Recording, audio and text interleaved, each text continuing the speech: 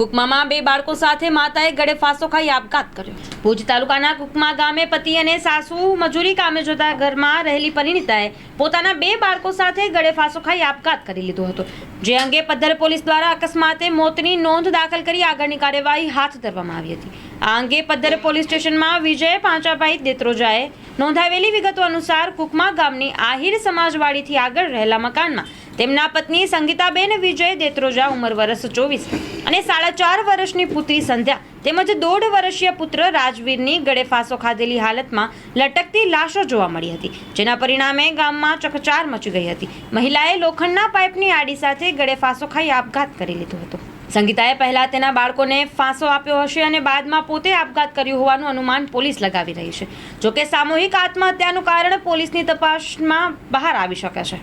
પોલીસે કરેલી પ્રાથમિક તપાસમાં જાણવા મળ્યું છે કે સંગીતા તેના પતિ તથા સાસુ સાથે સંયુક્ત પરિવારમાં રહેતી હતી। પતિ તથા સાસુ કેટરિંગમાં મજૂરી કરે છે અને આ પરિવાર મૂળ બોટાદના બરવાળા વિસ્તારનો વતની છે। પતિ તથા સાસુ મજૂરી કામે ગયાના અડધા 1 કલાક બાદ બનાવ પ્રકાશમાં આવ્યો હતો,